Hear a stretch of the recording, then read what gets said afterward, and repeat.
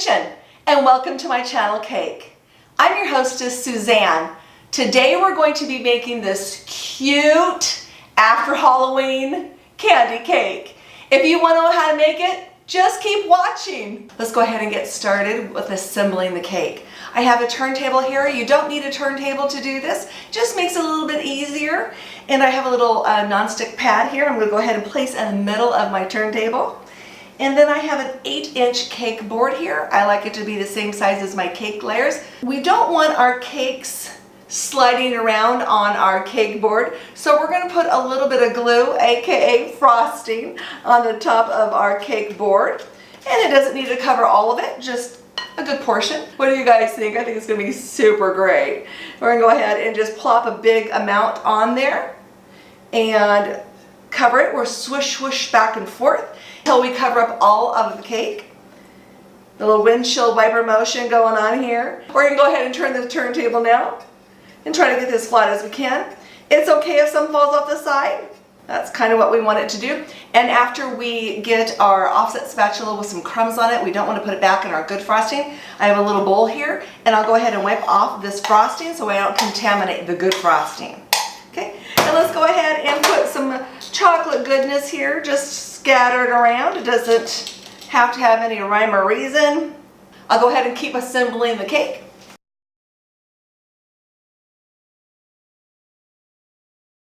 Okay, I finally got her assembled. We have all this chocolate goodness in between the layers here. I'm going to put her in the freezer for a good 20 minutes to get her nice and firm so we can put her crumb coat on. See you in a minute. I just got her out of the freezer and she's in there for a good 20 minutes and it's time to crumb coat her. A crumb coat is just a thin layer of icing that will lock in the crumbs so when we do our final layer we won't have any crumbs showing through. Let's go ahead and get started. Basically, you want to put a big dollop on the top and swish, swish, swish back and forth until you cover the whole top of the cake. Go around and around and around. Let's go ahead and do the sides. We are finished with her crumb coat now, and I'm going to go ahead and put her in the freezer for a good 20 minutes to get her nice and firm so we can do our final coat for our leftover Halloween candy cake. Okay, I just got her out of the freezer and she was in there for a good 20 minutes. I'm able to touch her and nothing comes off on my finger. Let's go ahead and give her a final coat.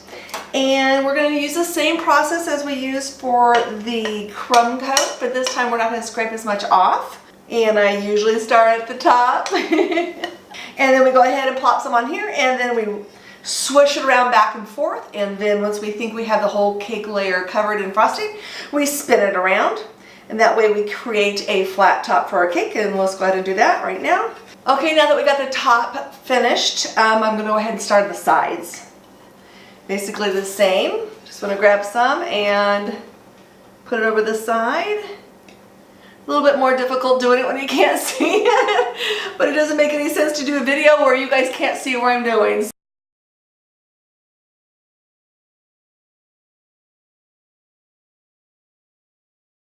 Okay, we've covered her pretty well, and I'm going to go ahead and take my bench scraper next to clean off the sides. And we want to keep our bench scraper level. We don't want to dent it this way or this way, as we won't have a flat-sided cake. And we want to keep this bottom of this bench scraper next to the cake board. Okay, let's go ahead and go. And with this technique, we don't need to make sure we're doing it in one fell swoop. And there we go, got quite a bit off. That's to be expected. Take a little look at it. And sometimes when you're doing this, you'll see that I have little divots there where I didn't get enough on that spot. So we'll go ahead and just add a little bit there.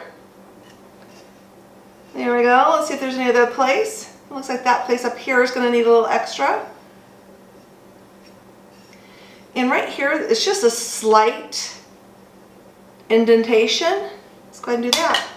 Here we go.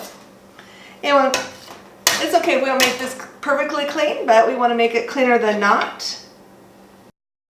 We start off by making the top nice and flat, and then we did the sides, and that creates a lip around the edges of the cake. And I call it the airplane motion. And now, yahoo! I know what it's called. It's called a touch and go landing. So we're going to do the touch and go landing. And you want to make sure your offset spatula is pretty clean. And this is the airplane. And we come in and we don't go all the way across the cake. We just touch that lip and make it a square corner to our cake. Let's go ahead and try that. And the airplane goes in and goes up. There we go. And the airplane goes in. Okay, that looks pretty good. I'm going to go ahead and get the drippy drippies ready, and we'll be right back. Our after Halloween candy cake in front of us here. We have her transferred onto her cake stand. Let's go ahead and put some drippy drippies. I'm not going to worry about covering the whole top of the cake here because we're going to load a bunch of candy on top. I just want the sides to look kind of cute. And you can just, there's 100 different ways of doing this. And basically you're just putting some near the edge and nudging it over.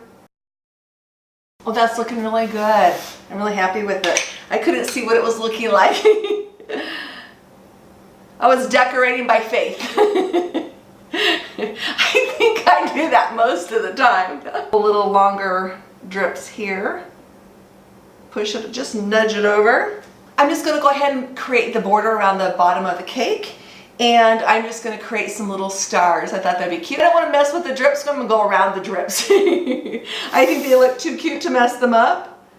And there we go. And just like that. And I like borders. I like borders on cake because it's just basically a little frame for the cake. Just finishes it off.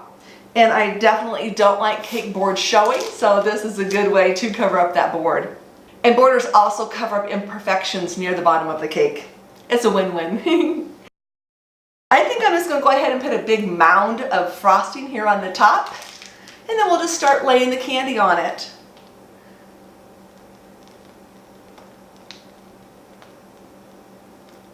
Okay, let's go ahead and decorate the top with candy. And when is enough enough? When should I stop? Super, super cute. Again, this is just a cake inspired by leftover Halloween candy that I did not want sitting around my house. A moment on the lips is a lifetime on the hips. I hope you've enjoyed this video today. I know I've enjoyed myself creating it for you today. If you haven't yet subscribed, please do so. It really helps me out a lot. I need 1,000 subscribers so I'm able to make my own thumbnail. Please, that computer doesn't pick out the best thumbnails. I need your help. Please hit subscribe. If you like this video, please hit the thumbs up. And if you want to be reminded every time I upload a video, which is on Tuesdays and Fridays, hit that bell. It'll send you an email every time I upload a video. Thank you so much for watching. I really appreciate it. Until next time, make it a great day. And you know the funny thing is I'm all worried about that nick in the cake, but you know what? When people eat this cake, they're not gonna go, oh, I'm not gonna have a piece because there's a nick in the ganache. To touch the top of the cake and nothing come off my... I'm able to touch the top of the cake and nothing comes off. Oh, there's no chocolate.